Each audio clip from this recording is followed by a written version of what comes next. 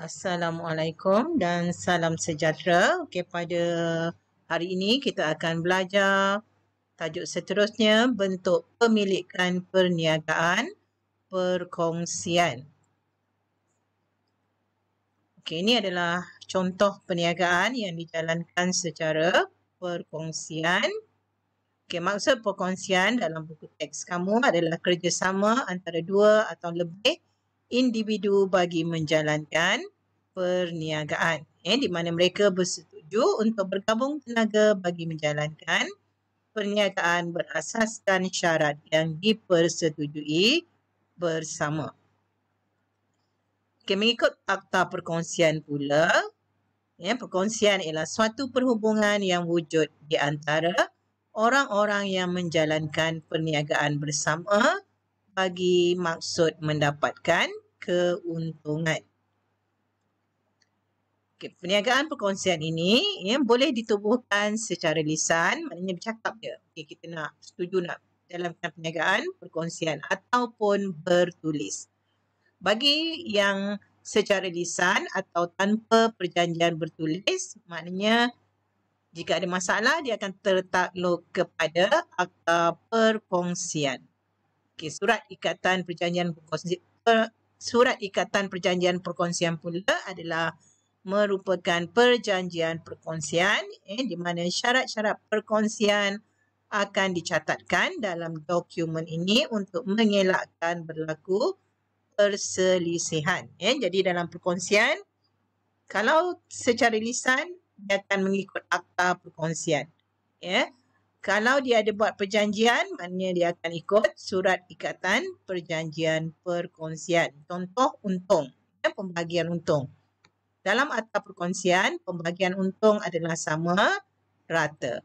Tetapi dalam surat ikatan perjanjian perkongsian, boleh mengikut nisbah yang telah dipersetujui. Contohnya, boleh A dapat lebih banyak daripada B. Yang penting, itu adalah persetujuan yang dicapai yang telah ditulis dalam surat ikatan perjanjian perkongsian. Okey, dalam perjanjian perkongsian perlu ada nama perniagaan, nama semua rakan kongsi, peruntukan berkaitan dengan hak dan tanggungjawab rakan kongsi, jenis dan tempat perniagaan, nisbah pembahagian keuntungan atau kerugian, cara menjalankan perniagaan dan menamatkan perkongsian. Itu antara yang perlu ada dalam perjanjian perkongsian. Okey, ciri-ciri perkongsian. Okey, ahli rakan kongsi minimum 2 orang. Namanya pun kongsi. Minimumnya 2 orang, maksimum 20 orang. Tetapi bagi kumpulan yang profesional seperti peguam ataupun akauntan, jumlah rakan kongsi boleh hingga ke 50 orang. Tidak melebihi 50 orang. Okey, perkongsian juga tertakluk di bawah Akta Pendaftaran Perniagaan. Juga perlu didaftarkan. Okey, maksud liability. Okey, sebelum kita belajar lebih lanjut, okey, ini perkara yang mesti kamu faham dahulu. Liability maksudnya ialah nilai tanggungan atau hutang perniagaan. Sebab kalau tak faham maksud ni, kamu tak boleh faham nanti jenis rakan kongsi dan juga jenis perkongsian. Ni perlu faham dulu. Okey. Seterusnya perkara kedua ialah beza liability terhad dan liability tidak terhad. Cikgu akan sebut benda ni banyak kali nanti. Tapi cikgu takkan huraikan lagi sebab cikgu dah terangkan kat sini. Liability terhad maknanya orang tu hanya menanggung liability setakat modal yang dilaburkan.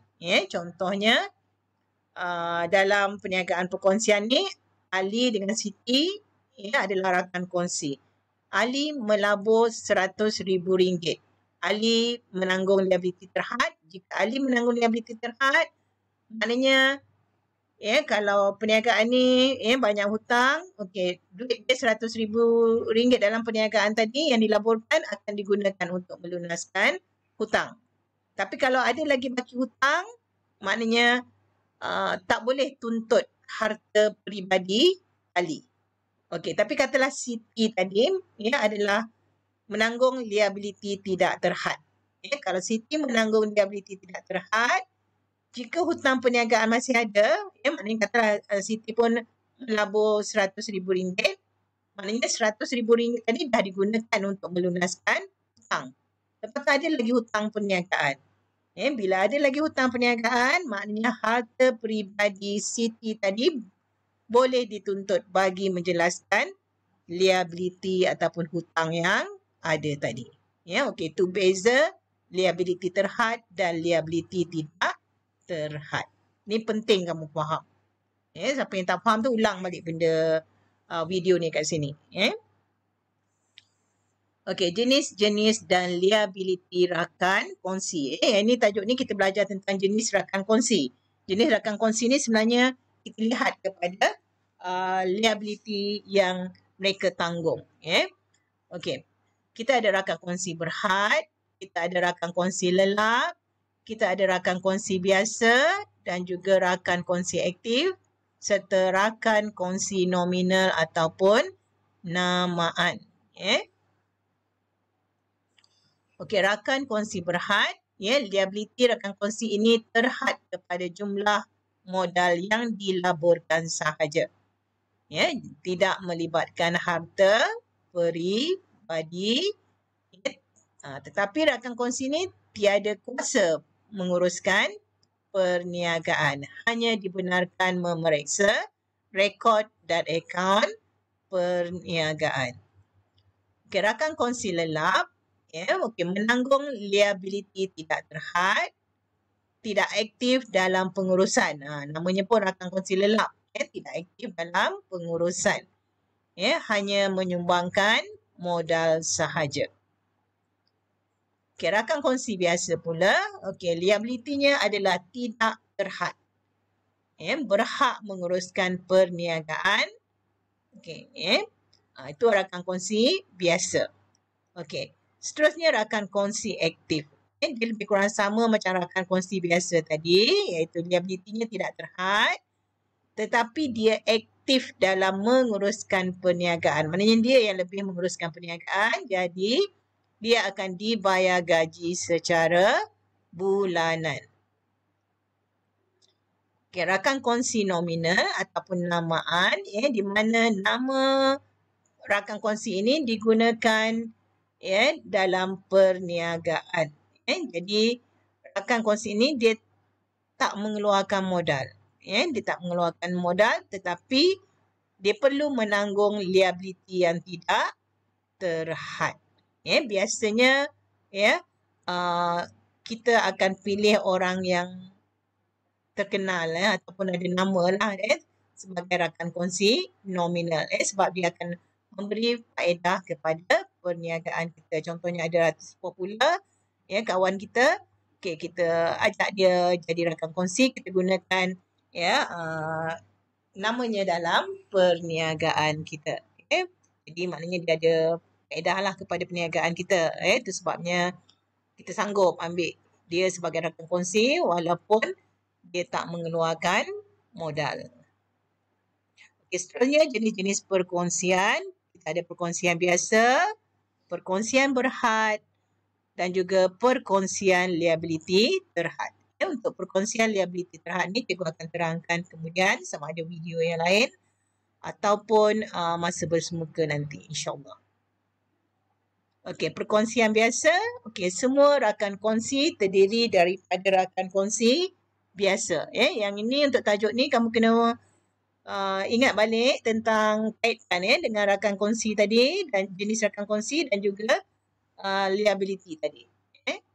Okey, di mana rakan kongsi biasa menanggung liability tidak terhad dan mereka mempunyai kuasa tanggungjawab serta hak untuk menguruskan perniagaan. Ini jenis perkongsian biasa.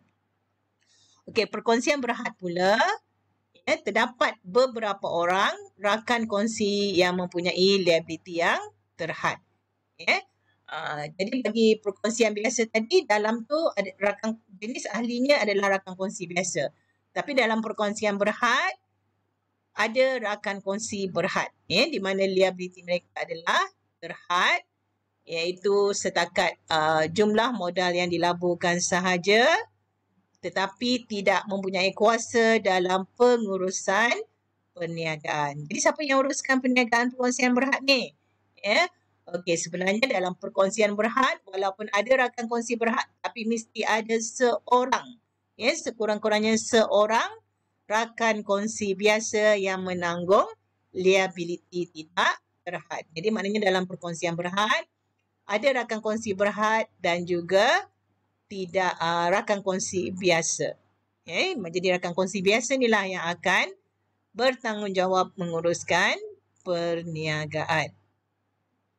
Jadi walau bagaimanapun perkongsi yang berhad tadi, rakan kongsi berhad tadi, mereka dibenarkan untuk memeriksa rekod dan akaun perniagaan. Okey, kelebihan perkongsian. Okey, satu, modal lebih besar. Lebih besar ni kalau kita bandingkan dengan milikan tunggal lah. Sebabnya lebih banyak modal dapat dikumpulkan daripada rakan kongsi. Mudah ditubuhkan. Lebih kurang sama macam milikan tunggal. Tak banyak peraturan perlu dipatuhi. Tak banyak dokumentasi. Lepas tu dapat berkongsi kepakaran, di mana gabungan tenaga rakan kongsi dapat menambahkan pengetahuan, kepakaran dan pengalaman. Okey, kekurangan perkongsian pula ialah modal terhad, sukar untuk berkembang.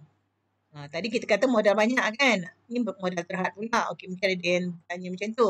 Modal terhad ni kalau kita bandingkan dengan syarikat.